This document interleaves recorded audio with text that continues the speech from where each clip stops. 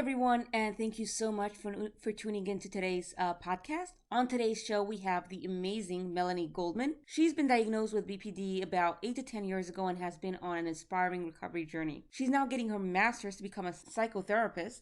Melanie is also part of the BPD series called the BPD Bunch. It is an amazing resource for anyone who wants to learn more about borderline personality disorder. So, without further ado, welcome, Melanie. Hi, and welcome to the BPD Bravery Show, where we discuss tips, strategies, struggles, triumphs, and success stories related to borderline personality disorder. Here is your host, Faye Green.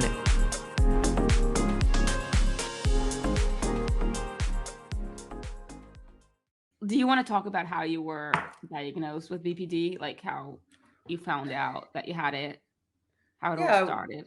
we could go there. We can go anywhere. So, well, basically about eight, I'd say 8 to 10 years ago. It's about like 8 to 10 years because I don't know the exact year anymore. I'd have to look back, and that's what I say now when I'm being asked this question. When I say I struggled like we all do with who have a diagnosis of BPD in various ways, like my entire life. And so I couldn't quite pinpoint what exactly was going on. But right before my diagnosis, there was about a month that I was like in my bed, just constantly very, very, very depressed. It was around my birthday and my actual birthday that I, just was having one of the hardest times of my entire life up until that point. So my sister, had suggested I go talk to someone again. And so it was getting very repetitive and starting to feel very insane at this point. So I eventually went to where we have one of our biggest hospitals here is called Sunnybrook. It's a hospital close to where I'm living currently. And so I went and I finally, my family finally put me into a diagnosis there. And my sister also struggles still to this day. She's a dual diagnosis of BPD and bipolar type 2. And she's got I could go for hours about the significance of my family with all of our own mental health issues and the genetics of my own family with what's going on. But either way, that being said, I went to Sunnybrook. So we're talking about 8 to 9 years ago. And when you go to a hospital and you sit down, you're kind of like already like, this is a little daunting. But for me, I knew I had to kind of start figuring things out a little bit in the back of my mind at that moment, even though I was super, super, super low. So it was about a 3.5 hour process. Like some people, they go and do these things online. Some people don't want to. Some people see their doctors, whatever it may be. For me, it was 3.5 hours. And then eventually the doctor was like, I'm going to come back. And then I was sitting in the room for about a half an hour. And then when she came back into the room, she sat down in a chair and she looked at me and she was like, you have borderline personality disorder. And I remember at the time I had can I swear? I swear a lot, but it's a terms of endearment. I had no fucking idea at the time who knew at the time 8 to 10 years ago what BPD was, right?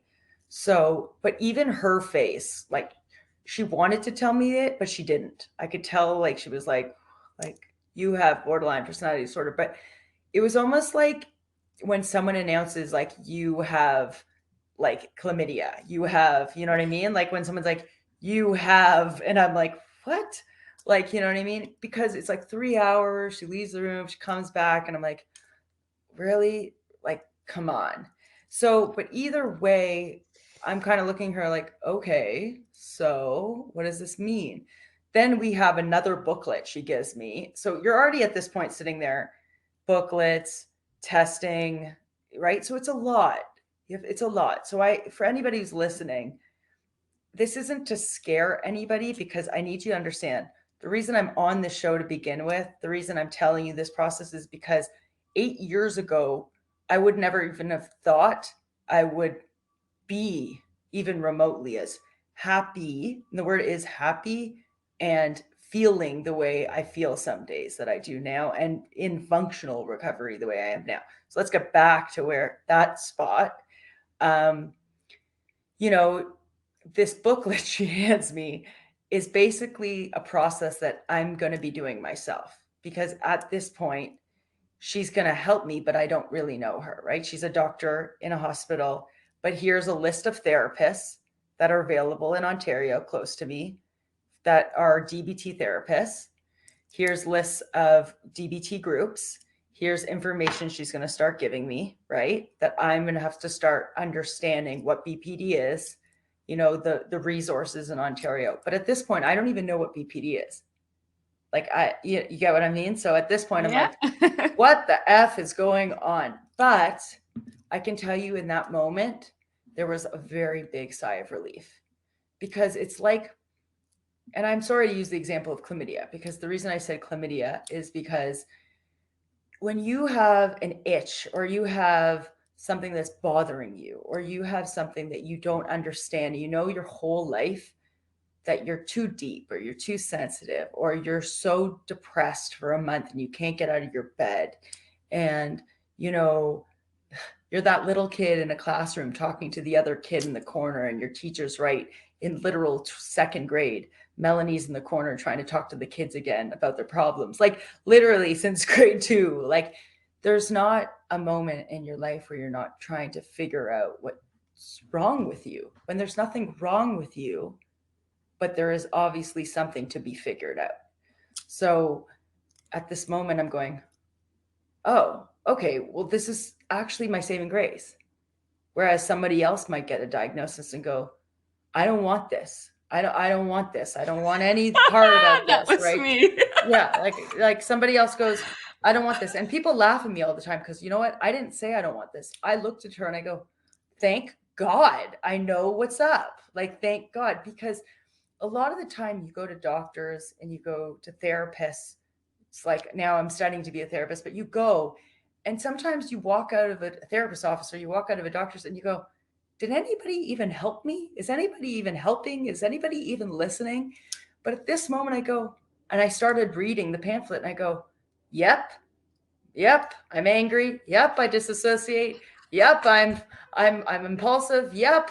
Oh my God, keeps checking all these symptoms about me. I go, holy hell, this is me. Holy, finally somebody gets it. And so at that moment, I didn't look at her and go, okay, you're my best friend. But I was like, okay, like, finally I have some fucking answers around here. You get what I mean? Like, finally, Yeah. like, something makes sense. Like, something, God is listening, somebody's listening.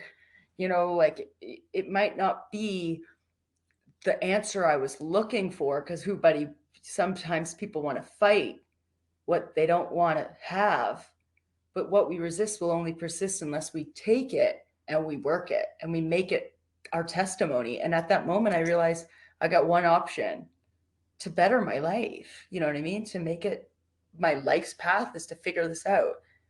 So I took that pamphlet home. I took it and I made it my bitch. Just joking. But I literally took that pamphlet home, and I went on my quest. I literally made the pamphlet my quest. So And so after that, you started DBT therapy. Um, so so in Ontario, because we gotta understand, like, you're in North Carolina, everybody in the States, and then you got the UK, we got insurance issues, you got wait lists, you got Ontario here. We have still the same issues with wait lists and therapists and calling people. So I still had to call around and get in, right? Because just like DBT is the golden gate standard, everybody wants it. There's only so many therapists, and there's only so many groups, and there's only so much that's great, and there's only so much that's available. So at that moment, I had to go from the top of the list to the bottom, and I had to see who's available. I had to call myself, feeling overwhelmed, still sad, still depressed. And you know what? Whoever's listening, I need you to understand something. you might be like, this is bullshit. I don't want to do it. And in DBT, funny enough, there's a skill called willfulness versus willingness. And you might put your hands up and go, what's the point? The point is that life, when you do things, is actually amazing. And when you don't, it's not. It's as simple as that. And funny enough, people are always like, well, what do you mean? I'm like, it's that simple. In the moment where I chose to actually go on a journey to find therapist, it doesn't mean I like to talk in straight facts to people because I don't sugarcoat anything. It doesn't mean the first therapist you see is going to have the greatest chemistry with you. It doesn't mean the first group you go to is going to be like, out of this park, amazing. You're going to love all the people around you. They're not going to trigger you. You're not going to split. You're not going to like hate half the people around you because half of them don't have a dual diagnosis. They're not going to say so many comments in the room that you're going to be like, why is Becky talking about this for 12 minutes straight? I can't stand her. Like, it's just not going to happen. Like, you're going to want to walk out 100 times, 150 times the next day. And then one day you're going to walk in and go, oh my God, I love self-soothe. Oh my God, I love Becky because she's growing and so am I. And oh my God, I can't live without this. It just starts to make sense that when you don't act willfully and when you act willingly and you keep going, that it starts to click and things start to move in your life. And so I went from the top of the list and called and put my name on waiting lists for therapists, waiting lists for groups. And then I found a place, my first place, because everyone wants to think it's a fairy tale. And then it worked out for me in the first bit, but it didn't. So the first place that I went to had a therapist and a group, like conjoined. So she'd be the therapist and she runs the group. Did not like her, did not like the group. No. It makes me feel better because I tried a group once and it was Yeah. a massive disaster. And I said never again. There you go, Faye. Come on. So I want to tell you, then I went to another group. I liked the group, but they didn't have therapists. So then I went and found another therapist, right? Like they just had groups. Just groups, no therapy session? Yeah, so just groups, so just dialectical behavioral like training and skills, but because there was no therapists available at the time.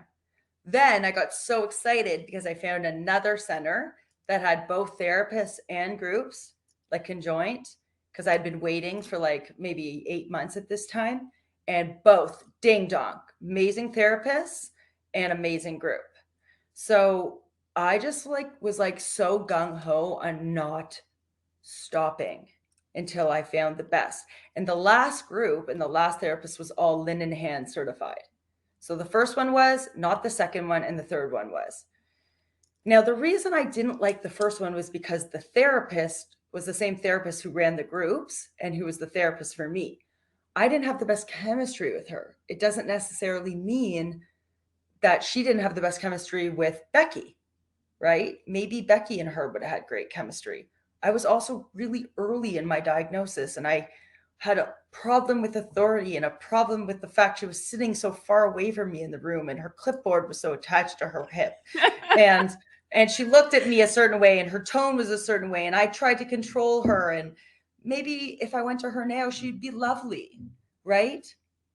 But the whole point is we don't know what we don't know what we don't know. So who knows at this point? How is insurance in Canada? Do you have insurance or? I do, but it's still like not much. Like, you know what I mean? It's not going to cover much. So life is expensive. And I could say this. I say this with a calming fashion, and anyone who's listening, like, I love you to bits, but you know, we pay for clothes, we pay for fun, we pay for life, and we don't believe we should pay for our brains and the things that we work on, right? It's like, if we can't afford it, I totally understand. There are so many means to make things. Look, we're on a podcast right now.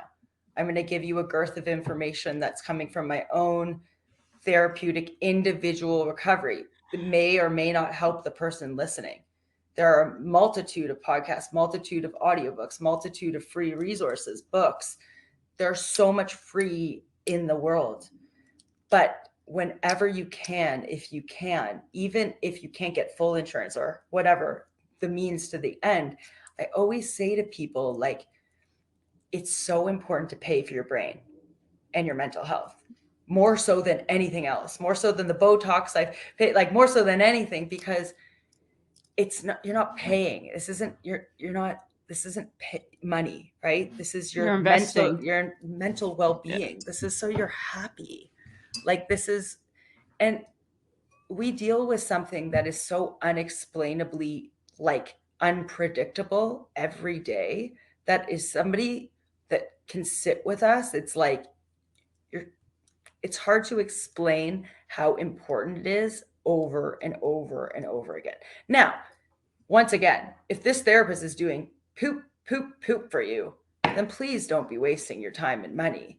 You know, that's another story, or your parents or anybody else's money for that matter. But I'm so adamant on therapy. Obviously, I wear therapy as cool shirts. I'm studying in my master's to become a therapist. And it saved my life. And I believe it saves people's lives, and coaching and any type of mental health. But the reason I'm so adamant on it is that there's so many people who cannot talk to anybody. And we walk around pretending that we're good, that we're okay, that we're fine. Even people on mental health, like advocates, we all were like pretend we're okay, and we put up all this fakeness and facade and this people pleasing stuff. But honestly, whatever you can say to your therapist, that's confidential. There's literally rules to this stuff. So that's what I want to provide for people. I want to yell it to the rooftops. Yeah. Because you're now becoming a mental professional, right? But is it DBT? What would you say helped you the most in the journey? Oh, so I want to become eventually, I want to own a center, but I would love to eventually just become an integrative therapist, meaning I'll just be able to practice multiple modalities. Like I'm not necessarily stuck and gung ho on just becoming a dialectical behavioral therapist, even though I believe in my heart, when you're first diagnosed with BPD, that DBT is so important.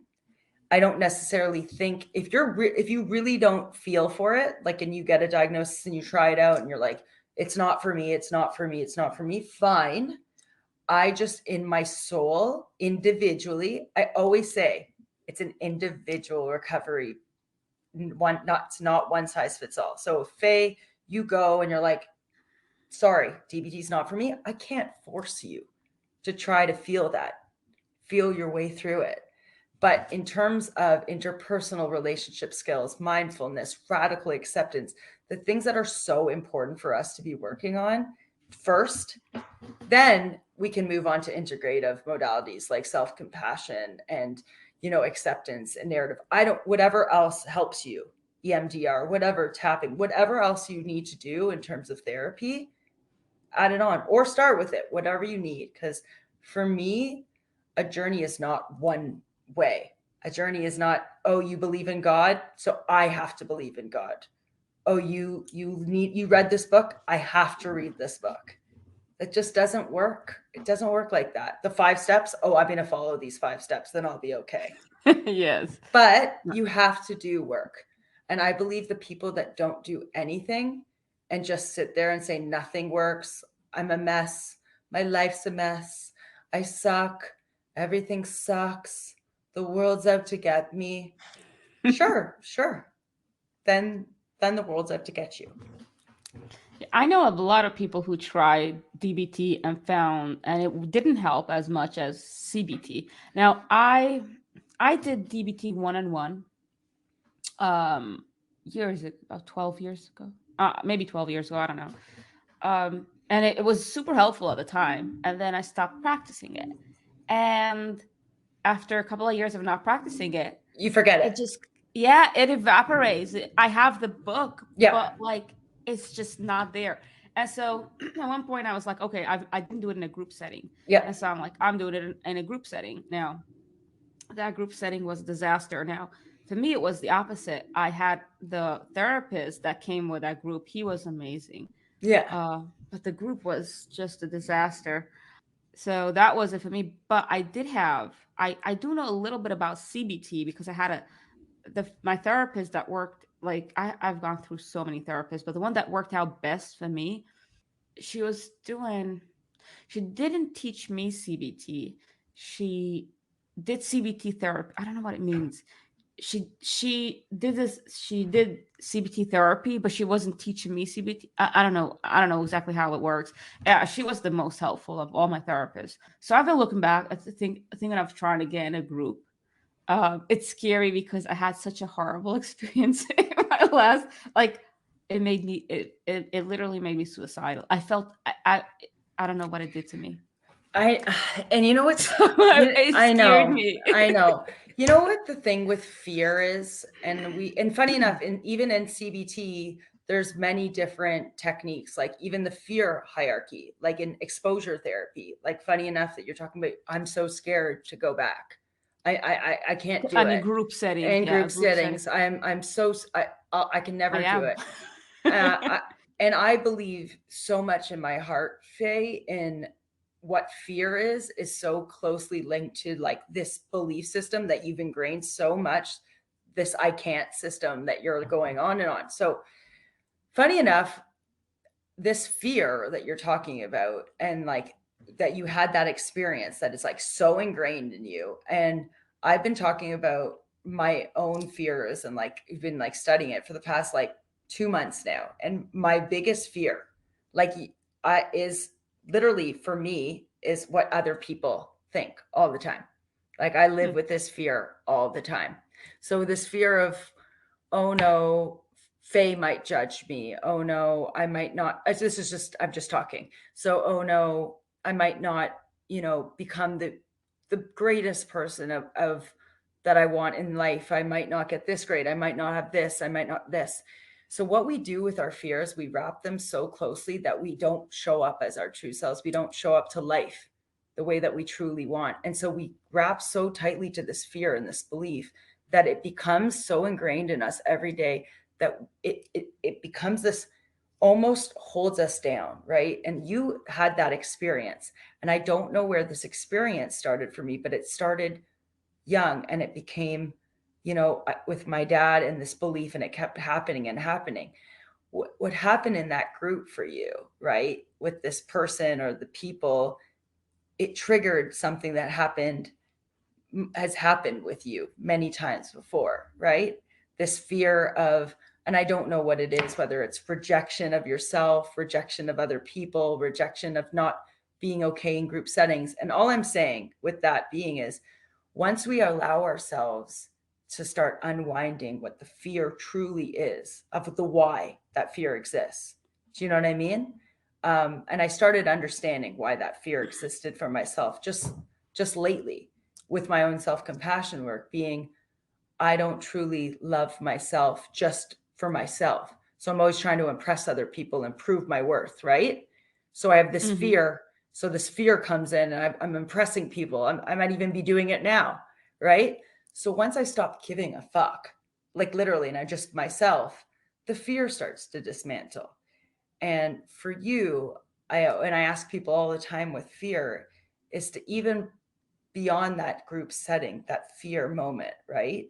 Is to ask yourself why it exists and where it came from, right? And sit with it. And it's uncomfortable before the exposure comes. And it's to almost ask yourself those questions, right? Let me ask you this. It was a very weird, now, because you've been to group therapy, so you know what DBT. Yeah. The group therapy that I was at, it was 5 days a week for 2 hours, but we only did DBT once a week. Okay. And the other 4 days, we would sit in a room, 20 of us, and it was specifically for personality disorders, and we Yeah. had to have conversations with each other. And there were there were like two professionals in the room, like, watching. So my Right. problem, what flipped me out, is they people started asking me questions that I wasn't ready to share. Yep. And then they're like, and then they started telling me, oh, we don't feel comfortable with you because you're not sharing enough about yourself. And I was like, I'm not there yet. And so Right. that was it. I flipped out. I was like, you can't force me to just start talking about things that I'm not ready to talk about. And that was it was a disaster. So it wasn't as much DBT though. Like it was once a week with Totally, BPD. totally. That sounded like it was a mix of group, like it's not just DBT, it was group therapy sessions within each other and like opening up Yeah. and being vulnerable within each other, which is interesting because it also sounds like it was important. No, it sounds like it was important for you to do DBT, but also It sounds like that was. it sounds like at one point you got like really like it hurt you because you were like, I am trying to work through this process, but at my pace. And something happened where you were like, this isn't my pace. And so I'm feeling very pressured. Is that Yeah, that right? was it. It was, yeah, it Yeah. lasted 6 weeks, and Yeah. since then, and I'll be honest with you, I have started looking into Yeah. group therapy local. There aren't much options here where I live. um, Yeah. I should have taken advantage more when I was in New York City because you've got it all over. I mean, they have a lot more options there. Um, But going back to what you have to do things when the time's right for you, right? that's true. Yeah. And so maybe the time's right for you now. And you're like, okay, maybe I'm into the time right now. It's always worth a shot. That's how I see it. Always. There you go. There, Faye is go. That's it. So So, what made you become? maybe you're not as fearful as you thought, and maybe that wasn't the right group. It And was these a are the hard. It was just a very bad. Like when I think about it, it leaves a very bad taste in my mouth. Like it for just. sure.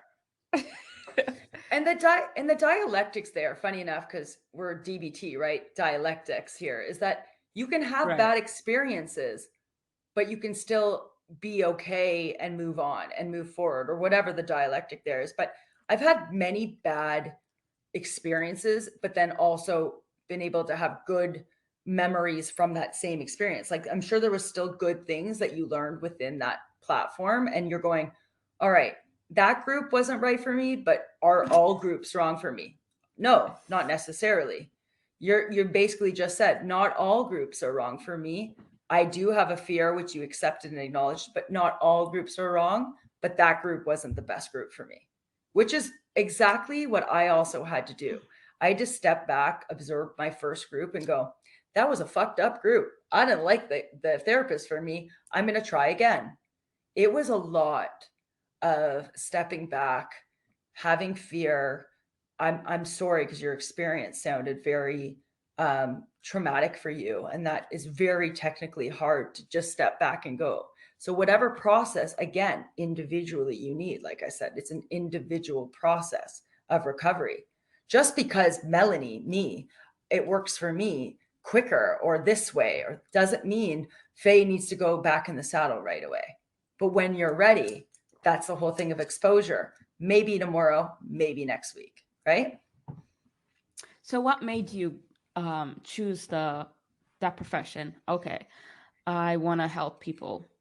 Uh, Like, um, how did you get to that? oh, okay. Well, I was in music for like about 10 years. Like, and I still make music. I've been making music my whole life, but I did my honors psych in university, and I always wanted to also be a therapist at one point while I was making music, but I just never thought I was like smart enough to do my master's. And um, What? once again, the doubt, if doubt was a symptom of BPD, I would rate it number one for myself. Like I always joke about this, but the compassion I have for other people will never, amount to the way that I talk to myself. So it's very weird because my husband will always say, like, you are so kind to so many people, but the way you talk to yourself is just so sad. You know what I mean? And that's why I'm on this huge journey right now. Because if I can't like or accept myself, it doesn't have to be that I love myself or I'm in love with myself.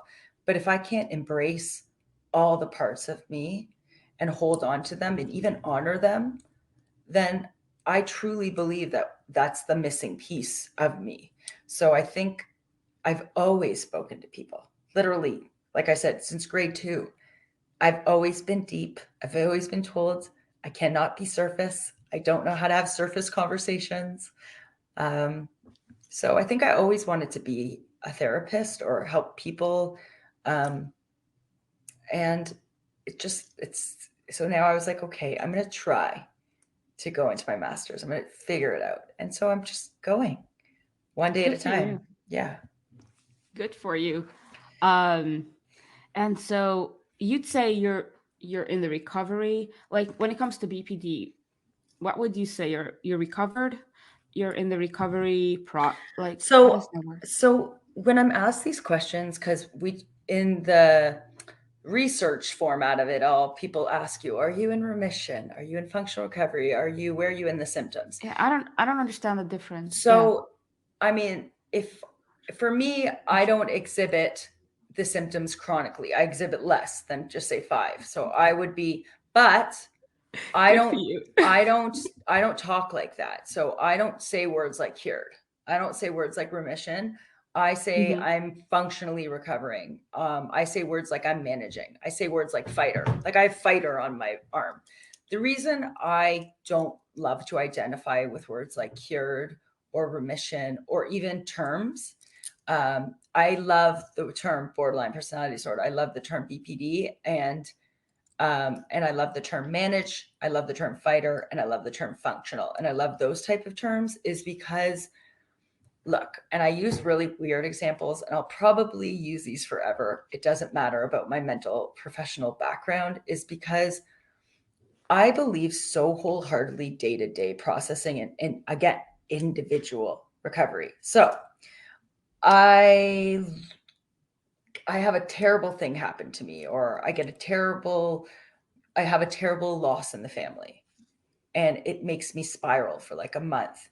Maybe my symptoms are chronic, and I exhibit every single symptom that month, like me in functional recovery. So does that mean I'm like out of functional recovery and I have full blown, like I'm out of this world having every symptom of BPD and I'm not managing it all?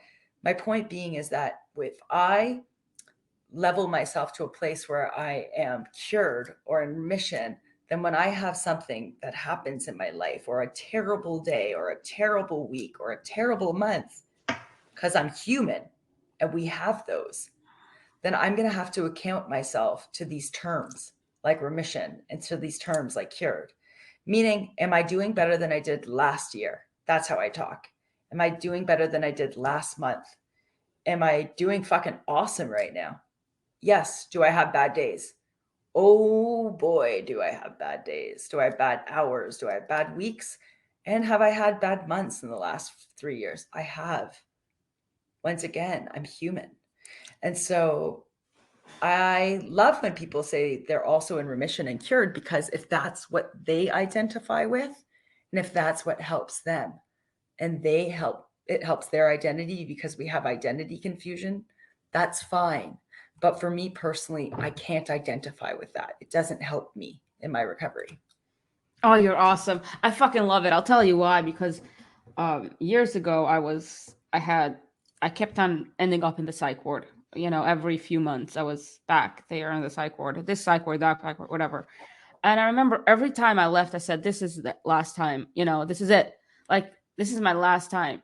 And after I think it was the third time I left, and I'm like, I'm not saying this again, not because I want to end up again in the hospital, but because I try my best not to end up there, but I have struggled, I have issues, and if I will have to go back to the hospital to stay safe, then so be it. And I'm not, you know, it's not like this is the last time for sure. That's it. I don't say that anymore. It's like I hope I'm not gonna end up there again, but you know, it's just like if someone has a broken leg and they end up in the hospital, you know, you need to take care of.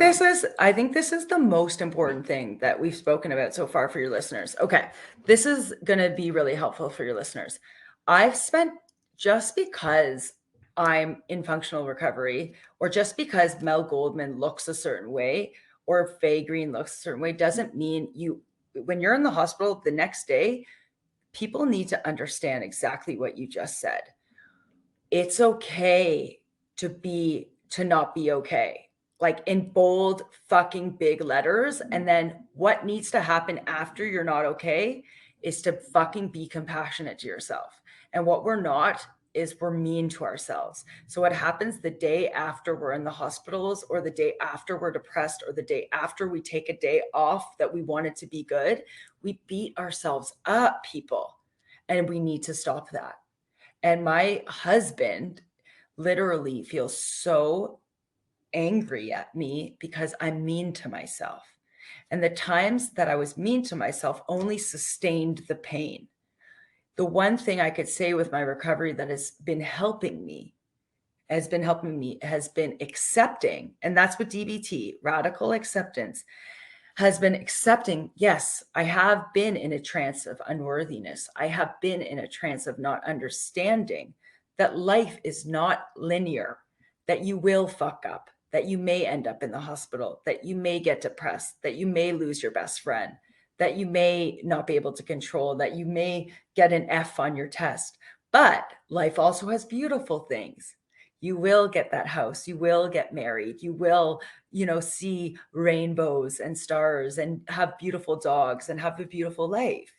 But the truth is, if you don't accept both the good and the bad and manage it all, that you're always just sitting in this beating yourself up when the bad comes.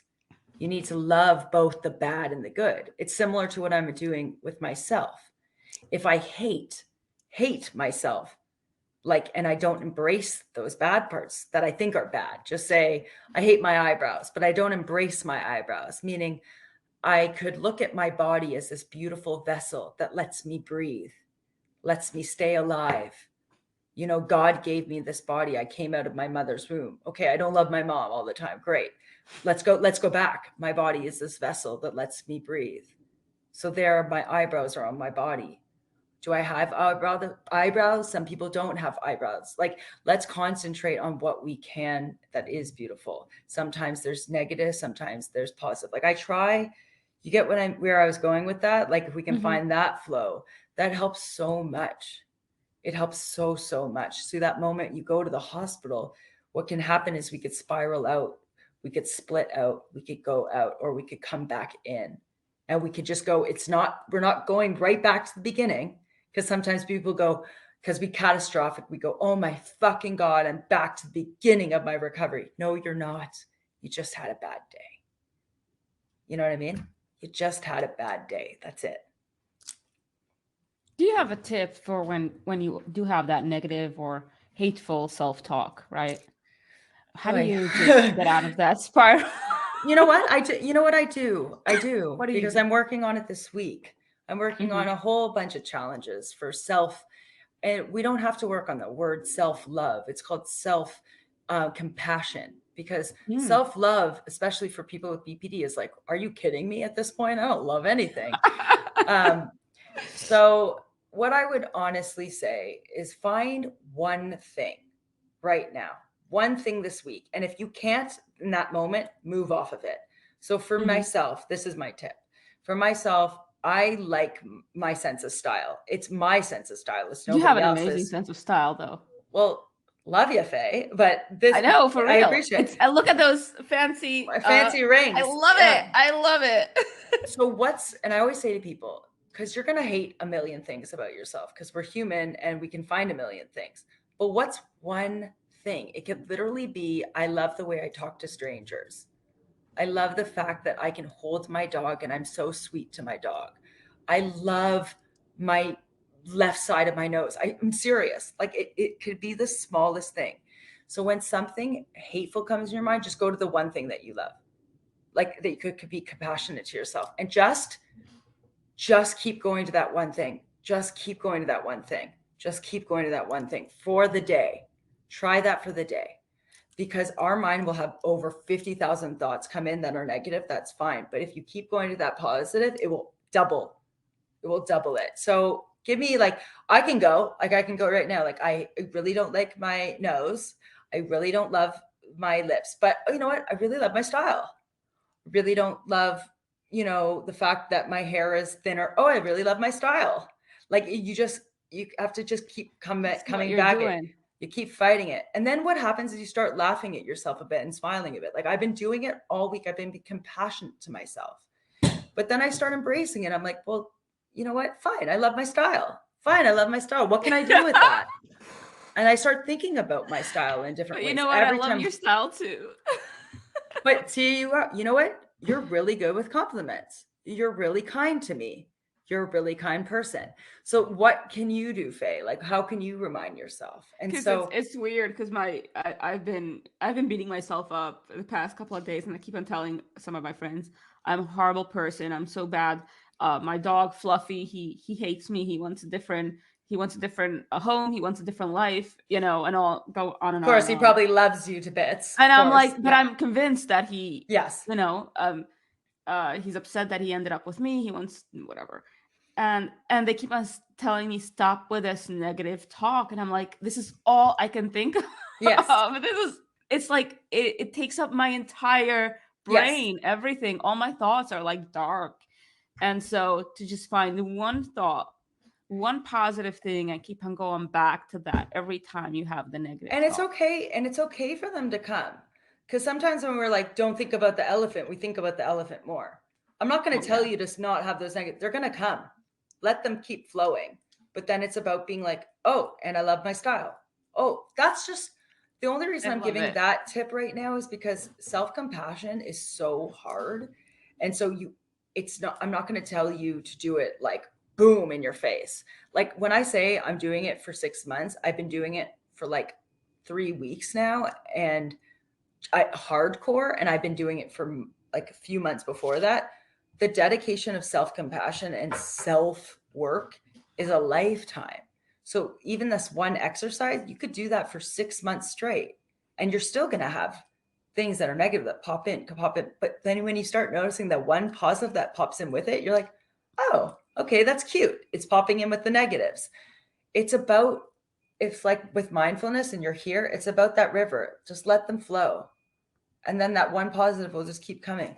And I'm telling you, I've only done that for now 3 days. And I'm like, oh, okay, I love my style. So this is the third day where I'm wearing more rings, wearing more jewelry, wearing more clothing.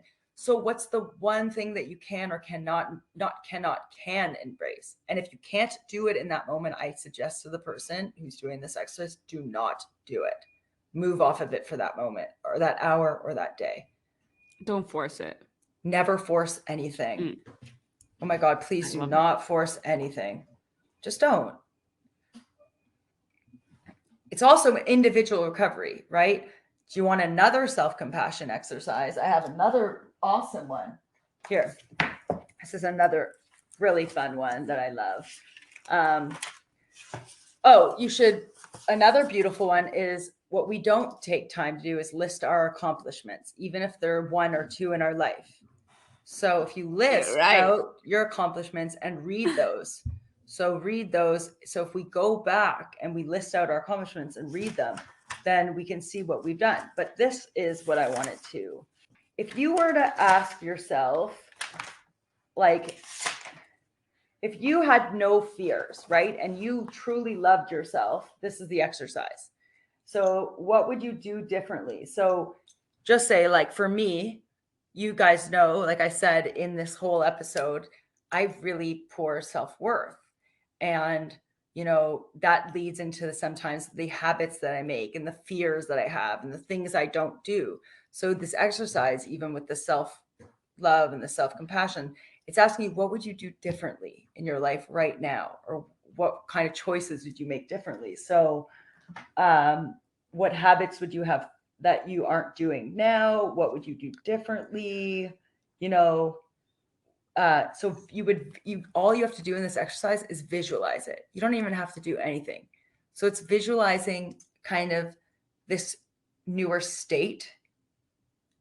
And it's kind of similar to that exposure therapy, but it's different because you're not having to do anything. You're just visualizing this newer feeling of you. So it's almost putting love into yourself in that moment. So how do you come up with this? Is it like a book that you're... Oh man, I have like 100 self-help books on the go always. That's good. But with self-compassion, there's some amazing people because we should always give resources. There's one of my favorite books that I always recommend to people is Radical Acceptance, Tara Brach. So it's BRACH. And then Kristen Neff is amazing. So it's NEFF, and she has a million like amazing resources and exercises and meditations. And for me, both these people are just beautiful women that teach on radical acceptance, that teach on compassion. They teach on both compassion for yourself and as well compassion towards others who are suffering. So it helps you bridge the gap between yourself, forgiveness, acceptance of life. They teach mindfulness. It goes beautifully with dialectical behavioral therapy. Mindfulness is one of my favorite things. I think it's It's very not important. easy for Yeah. me. It's Yeah. not easy for me to do it, but it's one of my favorite things to, especially when like things in my life are just not going the way I want them to go. And so I'll try to just like in the moment, be in the moment, like right now. Don't worry about tomorrow. Don't worry about tonight. It's like right now. I Yes. love mindfulness. I love mindfulness. Do you do I don't know why this mindfulness meditation. Do you practice meditation? I do. And as well, another thing that I always stress to people is you don't even have to meditate to meditate. Like, sometimes people think, oh, I have to close my eyes, I have to sit there, I have to listen to music. Sometimes meditation is as simple as to roll on an idea, to roll on a thought, to reflect. So you could be meditating right after this podcast episode. You could sit for 5 minutes and just sit there silently or take notes and meditate. And people think, oh, a meditation practice has to be so big. It has to be every day. It has to be 30 minutes, has to be 10 minutes, has to be an hour, has to be super monk focused, Buddha focused, has to be, gear it towards. But no, it has to be, again, for the 90th time this episode, I will say it has to be the way you works for you. And so I'll stress this: meditation is such a beautiful thing because it's just to reflect on what works for you. And so the way for me, I meditate a few times a week now because meditation it has to be for me an emotional state, like where I'm at that morning. But I definitely meditate. I do Tara Brach's Rain of Compassion meditations are beautiful. I try to do loving kindness meditations, which I think would be really beautiful for your community. Loving kindness are like ones that give you kindness, give people you love, people that you want to say prayers to in your life, send loving I kindness like that. outward. We did a couple of those as well in the groups. I used to do like heavy hours of Joe Dispenza meditations, and I listened to hypnosis to fall asleep most nights, to calm my mind, because I do have quite a bit of ADHD, like, so I have to like calm myself down. Hmm. But I would say a lot of people who suffer with BPD and other like diagnoses have a lot of trouble with meditation, just like sitting down and just like getting into the zone. So I would say 5 minutes is fine. I don't know why people beat themselves up and think they have to do 10, 20, 30 minutes. It's not a thing. Especially in the beginning when starting out, don't do more than 5 or 10. Because then it's going to become a pressure or something really difficult to do. Um, But yeah. Also, mindful breathing is beautiful. So you don't have to meditate, but mindful breathing, which is just literally sitting in a chair, sitting on the ground, putting on your aromatherapy, your beautiful smells and sounds, and just breathing in and breathing out, and just nothing. Turn your phone off, turn everything off, and just breathing in and breathing out. Just be there with yourself and your body again. I can never say his name because he's the most beautiful man. He died this year. Thich Nhat Hanh. I'll give you his name on a text after. Everybody could. Thich. I can never say his name. He's so amazing. I'll send you a text after with his name. But he always talks about mindful breathing. But he talks about the importance. We would love ourselves more if we understood the importance of what our body does. And I was talking about this before, because he could sit still for hours on end, like silent, just listening to his own breath. But the importance is that we carry so much consciousness, and everything is in our breath. Even our ancestors, our genetics, our coding is in our breath, like our bodies.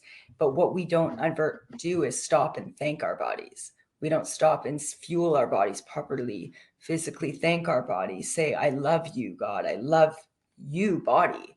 And what we do is we continue every day to live in this morphed zone where we just go so fast, and we're so upset, and we're so sad, and we're so angry at the world, and moving so fast. But if we zoned inward, meaning we were just one with our mind and our bodies, and realized we are like just us, not what we do, who we are with our bodies, so beautiful, and such a beautiful creation that God made, then we are enough, just us as a creation.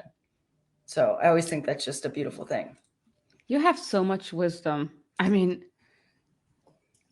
you're a beautiful soul. Thank you so much. I mean, for sharing this. First of all, for giving me the time of day, but also for sharing this with us. So I truly appreciate it, Melanie. Faye, you help so many people. So never say thank you to me. I thank you for what you do for this community and so many people. So same back at you, sister. So yeah. I try. Yeah.